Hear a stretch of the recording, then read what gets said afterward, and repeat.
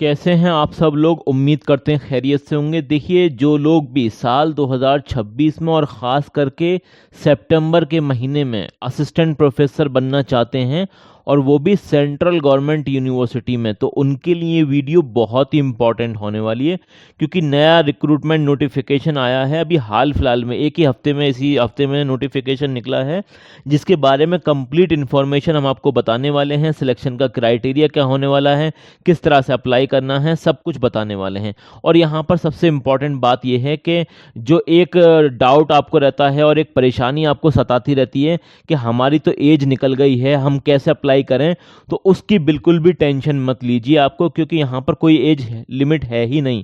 अगर आपकी एज 50 है, 55 है, 60 है, तब भी आप अप्लाई कर सकते हैं। यहाँ पर कोई एज लिमिट नहीं है।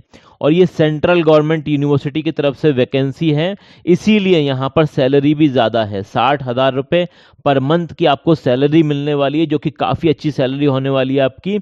और यहाँ पर अप्लाई करने के, देखिए यहाँ पर मैं आपको एक इम्पॉर्टेंट बात और बता दूं कि आपका रिटन एग्जामिनेशन नहीं होगा, कोई भी रिटन टेस्ट नहीं होगा आपका। यहाँ पर सिंपली क्या चेक किया जाएगा, एपीआई स्कोर प्लस आपका यहाँ पर इंटरव्यू होने वाला है। और एक और इम्पॉर्टेंट बात है कि यहाँ पर आपकी कोई फीस भी नहीं लगेगी, नो फीस, कोई फीस नहीं आपको देनी है। सिंपल वॉक इन इंटरव्यू है, वो मैं आपको समझा दूंगा कैसे जाना है, कौन कौन से सब्जेक्ट हैं, वो सब कुछ मैं आपको बताऊंगा। लेकिन उससे पहले ये समझ लीजिए कि यहाँ पर ये जो एपीआई स्कोर चेक किया जाएगा वो कैसे चेक होना है।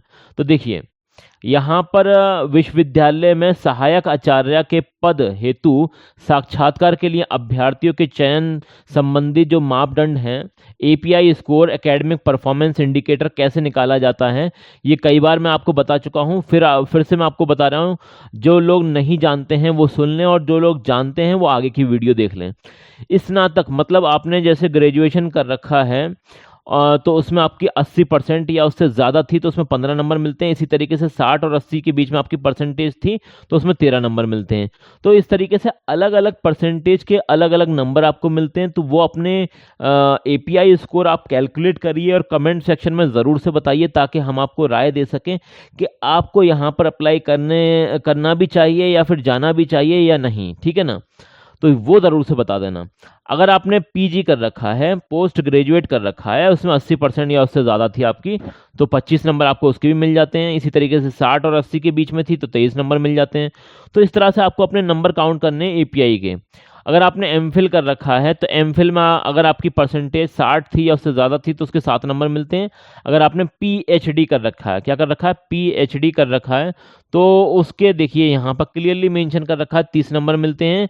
जेआरएफ के 7 नंबर मिलते हैं, नेट के 5 नंबर मिलते हैं, और आपने सेट क्वालिफाई कर रखा तो 3 नंबर मिलते हैं। तरीके से अगर आपने एमफिल और पीएचडी दोनों भी कर रखे हैं तब भी आपको ज़्यादा से ज़्यादा 30 नंबर ही मिलेंगे। ये भी पॉइंट क्लियर कर लेना, ये बहुत इंपॉर्टेंट पॉइंट है, काफ़ी लोग कंफ्यूज रहते हैं इसमें। और इसी तरीके से आपने जेआरएफ क्वालिफाई कर रखा है, नेट क्वालिफाई कर रखा है, सेट क्वालिफाई कर रखा है, तीनों भी कर रखे हैं, तब भी 7 नंबर ज़्यादा आपको नहीं मिलेंगे।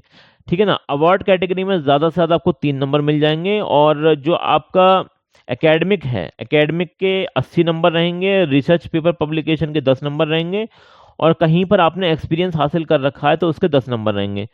प्राइवेट हो या फिर गवर्नमेंट हो, कैसा भी हो, लेकिन उसमें सैलरी आपको उतनी मिलनी चाहिए जितनी परमानेंट असिस्टेंट प्रोफेसर को मिलती है, तब तो आपका एक्सपीरियंस काउंट होगा, अदरवाइज काउंट नहीं होता है। तो ये इंपॉर्टेंट पॉइंट है। तो देखिए, ये जो नोटिफिकेशन आया है central government university of Rajasthan से, ये नोटिफिकेशन आया है, आप यहाँ पर क्लियरली पढ़ सकते हैं, बिल्कुल विजिबल है।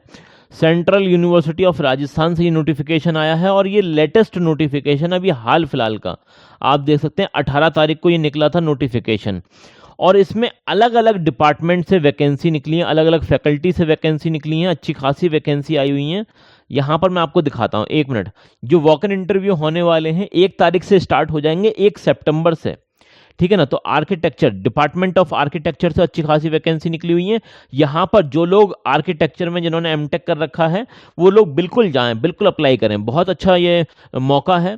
और इसी तरीके से, अच्छा हाँ, एक बात और है कि ऑल इंडिया से कोई भी अप्लाई कर सकता है, चाहे मेल हो या फीमेल कैंडिडेट हो, कोई भी अप्लाई कर सकता है। ठीक है ना। ये इंपॉर्टेंट पॉइंट है, ये याद रखना आप लोग। और इसी तरीके से 1 तारीख को ही department of sports science yoga education, इससे भी वैकेंसी आई हुई है अच्छी खासी, यहाँ पर भी आप अप्लाई कर देना। यहाँ पर आपको वॉक इन इंटरव्यू के लिए ही जाना है, ठीक है ना। और इनकी जो फैकल्टी है, इंजीनियरिंग एंड टेक्नोलॉजी फैकल्टी है, इसमें 2 तारीख को आपको जाना है वॉक इन इंटरव्यू में। तो इसमें सिविल हो गया, मैकेनिकल हो गया, और जो अलग अलग ब्रांचेज हैं उनमें सब में वैकेंसी निकली हुई हैं। और इसी तरीके से आगे आप देख सकते हैं यहाँ पर department of sports science and yoga education, ये दोबारा से आ गया। खैर ये अभी मैंने आपको बताया था 2 तारीख में भी है इसका, ये आप देख सकते हैं। और इसी तरीके से थोड़ा सा स्क्रॉल डाउन करेंगे तो यहाँ पर 2 तारीख को ह्यूमैनिटीज़, अब ह्यूमैनिटीज़ में जैसे आपका इकोनॉमिक्स है, पॉलिटिकल साइंस है, हिस्ट्री है, और ये सारे सब्जेक्ट हैं। इस तरीके से लिंग्विस्टिक है, और लैंग्वेजेस में जैसे हिंदी हो गया, इंग्लिश हो गया, और भी जो लैंग्वेजेस हैं उनमें वैकेंसी आई हुई हैं। अब number of vacancy central government of Rajasthan ने डिक्लेयर नहीं करी है, लेकिन अच्छी खासी वैकेंसी निकलती है इनकी। और ये आप नीचे देख सकते हैं, school of chemical sciences and pharmacy के अंदर भी अच्छी खासी वैकेंसी आई हुई है। इसमें आपको वॉक इन इंटरव्यू के लिए 4 तारीख को जाना है, ठीक है ना। आगे हम देखें तो यहाँ पर और भी हैं सब्जेक्ट, जैसे इसके अलावा आगे आप देख सकते हैं school of commerce and management में वैकेंसी है। इसमें आपको 7 तारीख को जाना है। कब जाना है? 7 सितंबर को, ठीक है ना। और इसी तरीके से और भी सब्जेक्ट हैं तो वो हम यहाँ पर देख लेंगे, ठीक है ना। जो भी इंपॉर्टेंट पॉइंट होंगे वो सारे के सारे मैं आपको बता दूंगा। अगर हम यहाँ पर ये समझने की कोशिश करें कि एलिजिबिलिटी क्या है, देखिए यहाँ पर अगर हम एलिजिबिलिटी की बात करें तो आपने मास्टर डिग्री कर रखा है, प्लस आपके पास नेट है या फिर सेट है, तो आप इजीली अप्लाई कर सकते हैं। और पीएचडी अगर है तो और ही अच्छी बात है, ठीक है ना। वैसे तो मास्टर डिग्री और नेट के बेसिस पर आप अप्लाई कर सकते हैं। यहाँ पर सैलरी वगैरह की अगर हम बात करें तो यहाँ पर क्लियरली मेंशन कर रखा है 60,000 रुपये पर मंथ की सैलरी आपको मिलने वाली है। और आप SC ST OBC चाहे किसी भी स्टेट के हों अप्लाई कर सकते हैं, आपको रिजर्वेशन का पूरा बेनिफिट मिलेगा, क्योंकि ये सेंट्रल गवर्नमेंट यूनिवर्सिटी है, ठीक है ना। अच्छा, यहाँ पर आपका जो सिलेक्शन होगा वो वॉक इन इंटरव्यू होने वाला है। उसमें आपका API स्कोर चेक किया जाएगा, और आपकी प्रेजेंटेशन चेक की जाएगी, सब्जेक्ट पर कमांड चेक की जाएगी, ये सारी चीज़ें चेक होंगी। और जब भी आपको इंटरव्यू के लिए जाना है तो जो भी डेट दे रखी है तो आप अपने साथ जो एप्लीकेशन फॉर्म है जो फिलअप करना है वो, और प्लस डॉक्यूमेंट जो ओरिजिनल वगैरह हैं वो सारी चीज़ें आपको लेकर जानी है, ठीक है ना। तो और मैं इनका नोटिफिकेशन ये ऊपर से आपको दिखा देता हूँ। ये आप देख सकते हैं, यहाँ से स्टार्ट है ये नोटिफिकेशन। ये एडवर्टीजमेंट नंबर आप चेक कर सकते हैं, ये डेट चेक कर सकते हैं आप यहाँ पर। ये वॉक इन इंटरव्यू है और ये प्योरली कॉन्ट्रेक्चुअल वैकेंसी है। अब जो इस फील्ड में नए हैं असिस्टेंट प्रोफेसर की, उनके लिए ये बहुत अच्छा मौका होता है, बिल्कुल आप अप्लाई करना। और अप्लाई आपको कहाँ से करना तो वो उस पर भी हम देख लेते हैं ज़रा सा। ये आपको यूनिवर्सिटी की वेबसाइट पर जाना पड़ेगा, ऑफिशियल वेबसाइट पर, और यहाँ पर स्क्रॉल डाउन करेंगे और ये रिक्रूटमेंट वाले सेक्शन में आपको जाना पड़ेगा। यहाँ से आप इसका एडवर्टीजमेंट डाउनलोड कर सकते हैं और यहीं से आपको अप्लाई भी करना है। देखिए क्लिक हेयर जैसे आप करेंगे तो यहाँ से आपको ये एक फॉर्म मिल जाएगा। ये आप देख सकते हैं एप्लीकेशन फॉर्म।